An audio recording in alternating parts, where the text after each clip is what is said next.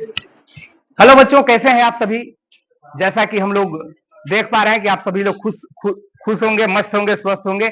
जैसे मैं प्रतिदिन पढ़ा रहा हूं, मैं आज भी आपके बीच में लेकर के आया हूं।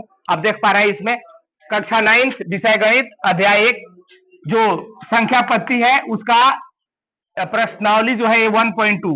इसके पिछले वीडियो में आपको 1.1 का सभी प्रश्न एक ही शॉर्ट में मिल चुका है।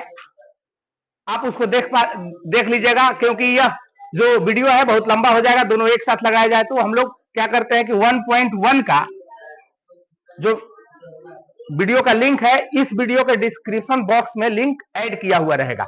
अगर आप उस वीडियो को नहीं देखे हैं तो इस वीडियो को जो ही खोलिएगा तो इसका डिस्क्रिप्शन बॉक्स में लिंक आपको मिलेगा, वहां से पिछले वीडियो आप देख सकते हैं। तो मैं अब इसमें देखता हूं प्रश्नावली जो 1.2 है, इसका पहला प्रश्न है कि नीचे दिए गए कथन सत्य है या असत्य, कारण के साथ अपने उत्तर दीजिए। कल मैं बताया था आपको संख्या के बारे में, मैं पुनः एक बार रिपीट कर दूं संख्या के बारे में। जैसा कि आपको मैं बताया था कल, जो संख्या के बारे में बताया था, संख्या दो प्रकार के होते हैं। संख्या दो प्रकार के होते हैं। कौन कौन संख्या था उसमें संख्या था आपको क्या चीज, वास्तविक संख्या और काल्पनिक संख्या। कौन था, वास्तविक और काल्पनिक। वास्तविक संख्या के दो भाग होते हैं, परिमेय संख्या और अपरिमेय संख्या। और संख्याएं जो परिमेय संख्या होती हैं उसमें बहुत सारा भाग होती हैं, जैसे प्राकृतिक संख्या हो गया, पूर्ण संख्या हो गया, पूर्णांक संख्या हो गया, सम संख्या हो गया, विषम संख्या हो गया, भाज्य संख्या हो गया, अभाज्य संख्या। बहुत सारे संख्या के बारे में आपको कल लिखवाया था, उसका डिफिनेशन भी बताया गया था। आज मैं देख रहा हूं इसका जो पहला प्रश्न है 1.2 का पहला प्रश्न, नीचे दिए गए कथन सत्य है या असत्य है, कारण के साथ अपने उत्तर दीजिए। यही है।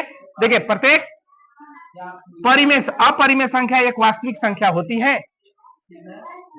प्रत्येक अपरिमेय संख्या, मैं अभी बताया था कि जो वास्तविक संख्या होता है, क्या चीज, वास्तविक जो संख्या होती है उसमें क्या होता है, दोनों मिलके बनते हैं ना, परिमेय और अपरिमेय बनते हैं।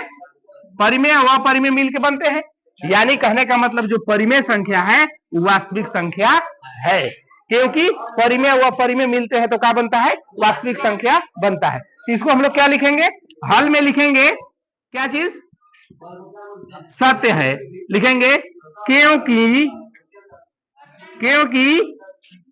अपरिमेय संख्या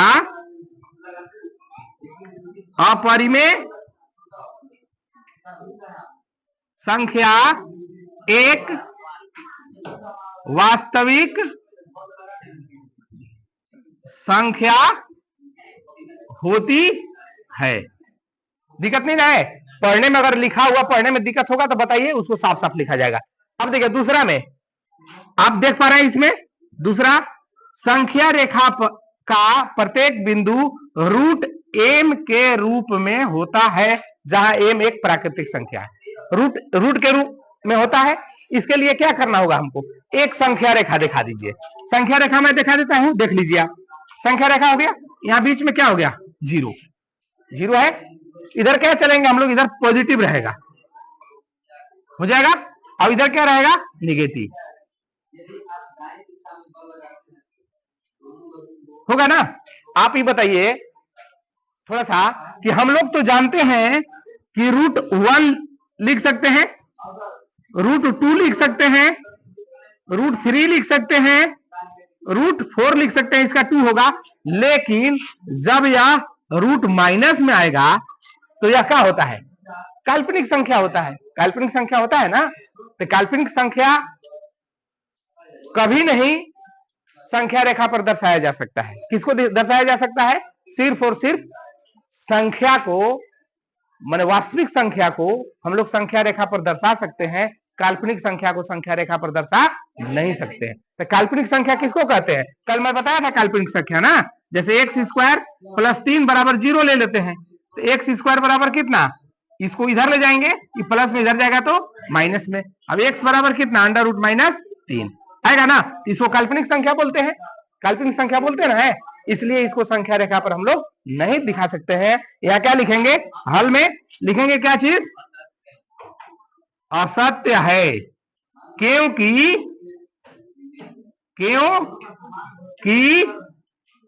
प्रत्येक बिंदु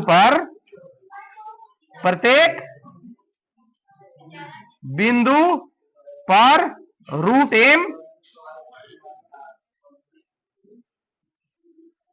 संख्या रेखा पर नहीं दर्शाया जा सकता है। समझ गए आप लोग? यानी प्रत्येक बिंदु पर रूट m को हम लोग नहीं दिखा सकते हैं। किसको नहीं दिखा सकते हैं? जो माइनस में रहेगा उसको, यानी काल्पनिक संख्या को हम लोग नहीं दिखा सकते हैं। समझ गए आप लोग? समझ गया ना? अब आगे देखते हैं इसका तीसरा। 2 का पहला का 2 क्वेश्चन हो गया था, ये तीसरा क्वेश्चन है। प्रत्येक वास्तविक संख्या एक अपरिमेय संख्या होती है, यही है। तो आपको मैं अभी बताया था कि जो वास्तविक संख्या होती है वह परिमेय और अपरिमेय दोनों मिलकर बनती है, दोनों मिलकर बनती है। तो यहां सिर्फ और सिर्फ बोल रहा है क्या चीज? वास्तविक संख्या अपरिमेय होती है, लिख रहा है ना? तो अपरिमेय नहीं, परिमेय और अपरिमेय दोनों होता है, इसलिए क्या लिखेंगे इसको हम लोग? असत्य है। क्या लिखेंगे? असत्य है लिखेंगे, क्योंकि वास्तविक संख्या परिमेय एवं अपरिमेय दोनों मिलकर बनी होती है। समझ पा रहे हैं आप लोग? यानी वास्तविक जो संख्या होती है परिमेय व अपरिमेय दोनों मिलकर बनी होती है, इसलिए क्या होगा? यह असत्य होगा। समझ गए? अब हम लोग इसका क्वेश्चन नंबर 2 देखते हैं। अब हम लोग इसमें देखते हैं क्वेश्चन नंबर 2, क्या सभी धनात्मक पूर्णांकों के वर्गमूल अपरिमेय होते हैं? यदि नहीं तो एक ऐसी संख्या का वर्गमूल का उदाहरण दीजिए जो एक परिमेय संख्या है। आइए हम लोग देखते हैं इसमें कि क्या संभव है, यही देखना है ना। तो हम लोग क्या देखेंगे? देखिए, √1 का निकालेंगे तो कितना? 1 आएगा, आएगा ना। और √2 का निकालेंगे तो कितना आएगा? √2। यह क्या हुआ?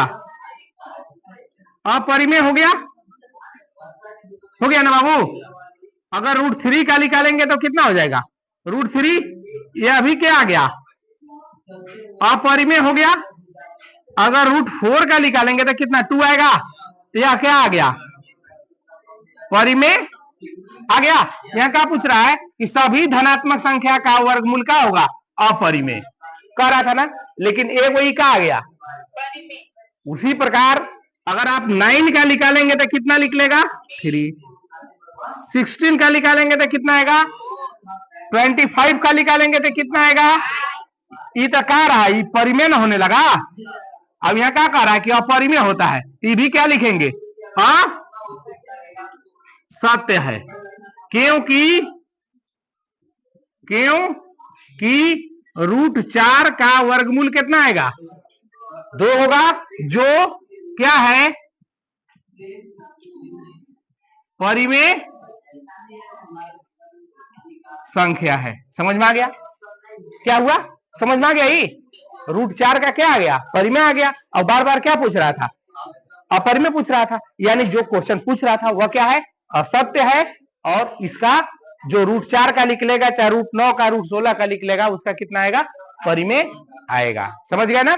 चलिए अब आगे क्वेश्चन देखते हैं। बच्चों, अब इसमें हम लोग देखेंगे जो प्रश्नावली 1.2 है उसका क्वेश्चन नंबर 3। दिखाइए कि संख्या रेखा पर √5 को किस प्रकार निरूपित किया जा सकता है। हमको कितना दिखाना है? √5 को दिखाना है। √5 को दिखाना है ना। तो इसको बनाने का 2-3 तरीका है, लेकिन इसमें हम लोग एक तरीका देखेंगे जो आसान है। सबसे पहले आप संख्या रेखा को निरूपित कीजिए, कर लीजिए। यहाँ क्या है? 0। यहाँ 1 ले लीजिए और यहाँ क्या कीजिए? 2 ले लीजिए। 2 ले लिए, यानी यहां से यहां तक डिस्टेंस कितना हो गया आपका? 2 हो गया। और जितना ई लिए है ये 1 इधर भी ले सकते हैं, -1, और यह कितना? -2। तो यानी यहां से यहां तक 1 है, यहां से 1, यानी टोटल दूरी कितना हुआ? 2 हुआ। यानी आप समझ लीजिए कि जितना ई दूरी लिए हैं उतना ही दूरी यहां से यहां तक ले लीजिए, 1 सेंटीमीटर हो गया। और यहां से इसको मिला दीजिए,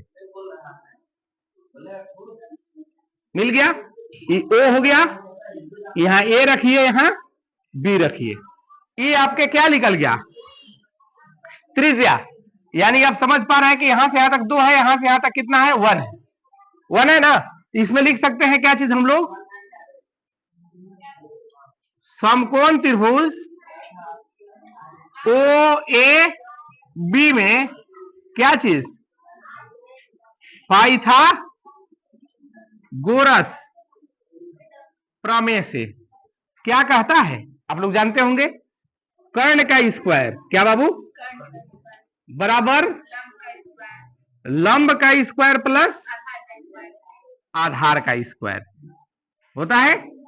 तो देखिएगा यहां पे कर्ण, कर्ण कितना है, कर्ण कर्ण रह गया, लेकिन लंब इसमें कितना है, यहां से 1 का स्क्वायर, और यहां कितना हो गया, आधार कितना है, यहां से यहां तक 2 का स्क्वायर।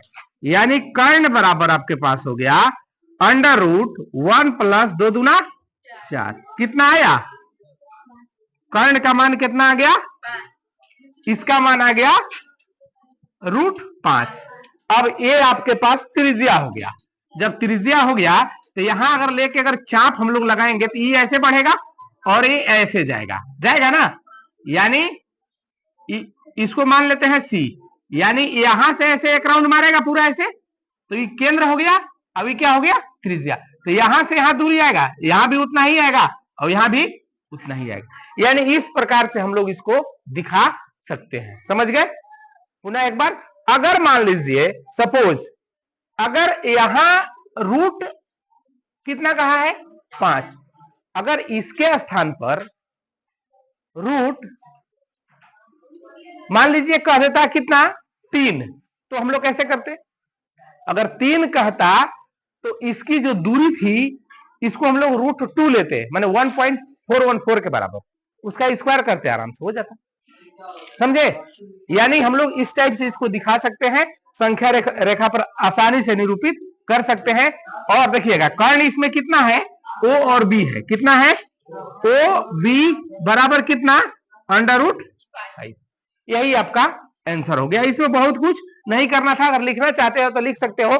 माना कि ओ केंद्र है, ओ ए बराबर कितना, 2 सेंटीमीटर है, क्या चीज लिखेंगे, लिखेंगे माना कि ओ क्या है, केंद्र है ना बाबू, ओ ए बराबर 2 सेंटीमीटर और ए बी बराबर कितना, 1 सेंटीमीटर। तो इसके हिसाब से हम लोग लिख सकते हैं ओ ए को क्या बोलेंगे हम लोग, आधार बोलेंगे, क्या बोलेंगे, आधार।